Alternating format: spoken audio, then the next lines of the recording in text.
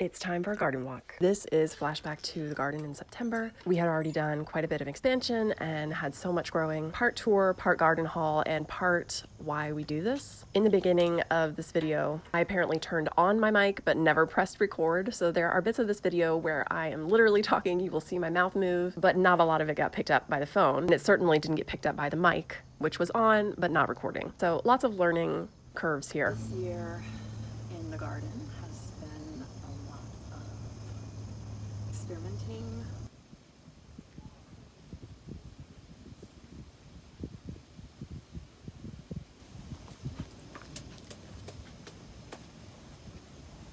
Probably scissors. It was at this point I began a monologue that maybe I'm fortunate didn't get picked up. I think I had been in a social media downward spiral that morning and was definitely feeling all the feels as for our reasons for fortifying our garden and expanding it and doing as much as we could to, make our lives and our home more resilient, something to that effect. I don't know how far I'm gonna get in the garden until night falls or it gets too dark to see anything, but hopefully we'll get a lot picked today. One thing we know goes well, at least this year when it's been so cool and so wet, are beans.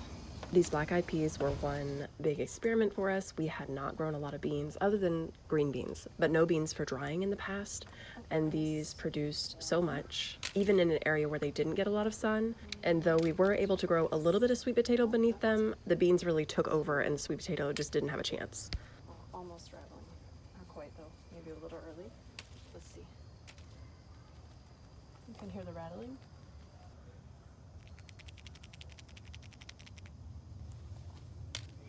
I think these are the two sunflowers still standing upright.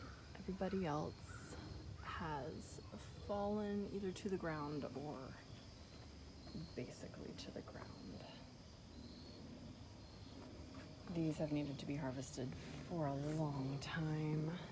All right, it's time to cut all this back.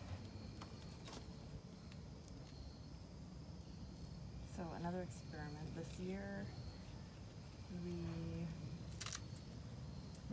used a whole bunch of sunflower seeds from probably 2018. I just want you to see these white, oh, hold on. Let's get you in focus. So the seeds in here are white and it feels like they're fully formed, so I think it's just a different color seed.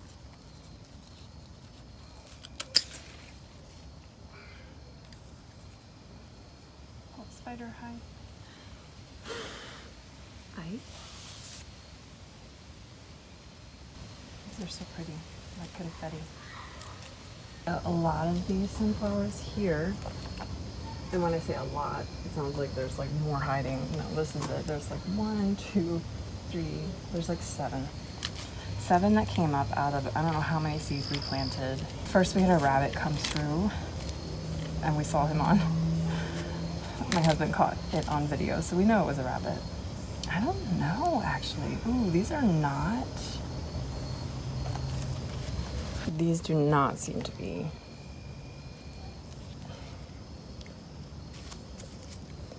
So I'm looking at them and like they look fully formed, but I just pulled one out and it's pretty soft.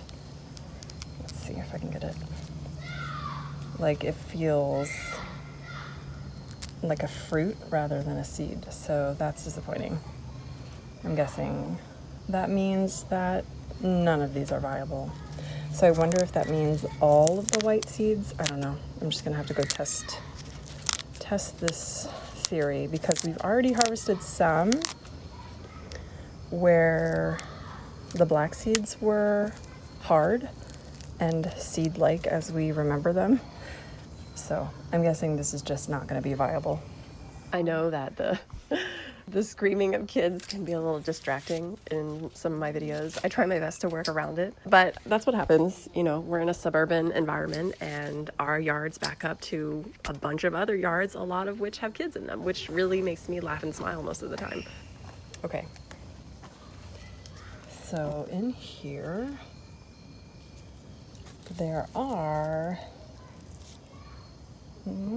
some gray and white seeds, which is better than the all white seeds. But when I pull it out, it's still pretty soft. So I don't know. I need to look this up. I have no idea what I'm doing. Timber. Oh my lord. Oh, sorry. Sorry, Moth. Look. Way better. Oh. These are not even gray and white. They're like black and white compared to that last one. And they feel much harder, so that is a good sign, hopefully.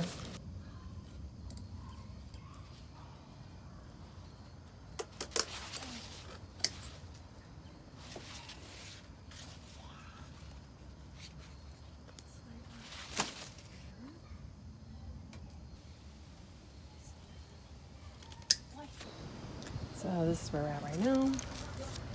There's a few sunflower heads. I don't think much of this is going to be useful, but we're going to find out.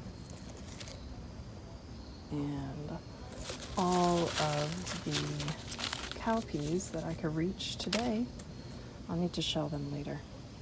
I began another monologue at this point, but this one was a bit more positive and uplifting. I do remember one of the things that I was talking about at the beginning were, you know, all of our reasons for doing this. We want to produce more of our own food. We also just want to ensure that we have the ability to make the choices that we need to make or that we want to make, whether that means, you know, finding different jobs or not supporting certain things or certain companies, etc. We just want to be as resilient and as free as possible to make the choices that we feel we need to.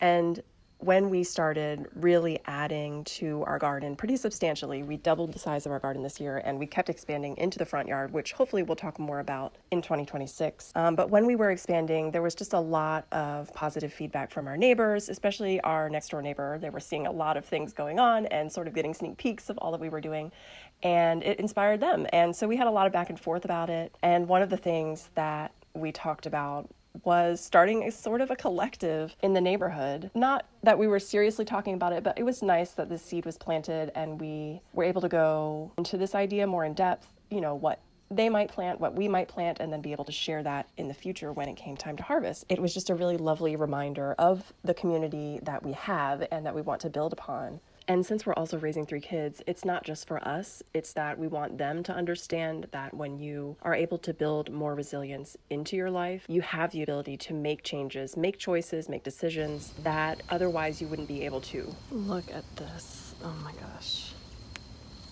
This thing is like ginormous. And there's another one. Oh.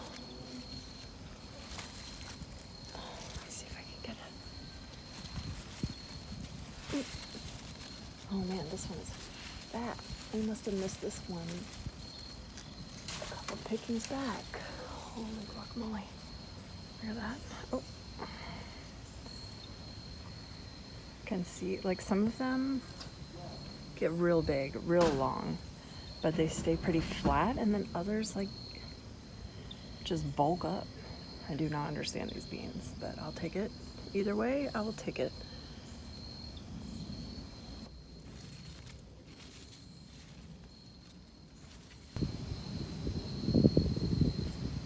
This trellis is a complete mess. We've learned a lot, you know, but like it's sometimes we can't find. Oh, see, here's another one. Oh, we can't even find the green beans because we've got all these giant squash leaves in the way, and have to constantly move them. Oh God, and they're so spiky. To be able to see much of anything is above them. There's some beans.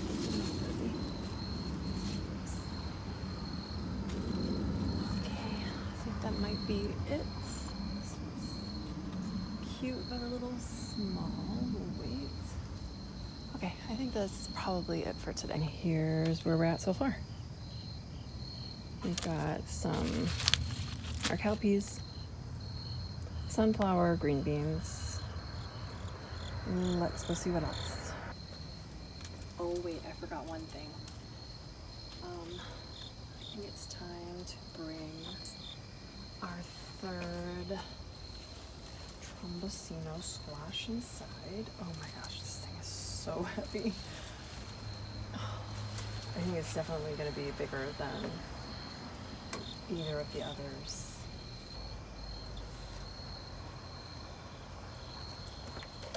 Oh my gosh.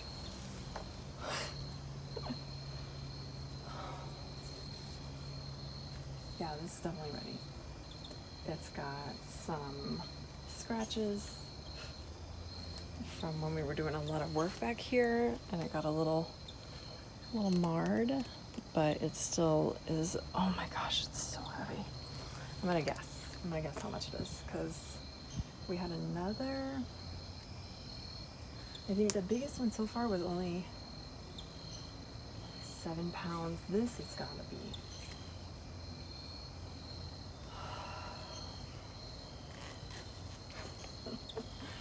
I don't know. Let's say 12 pounds. That might be might be a stretch, might be a reach, but no, it's not 12 pounds. Maybe 10. Let's go with 10. Oh my gosh, this is so heavy. We've still got one more.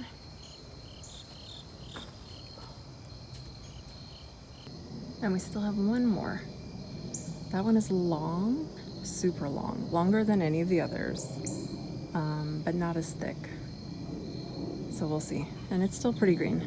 Maybe another week or two. I don't know. It's getting pretty cold, so we'll see.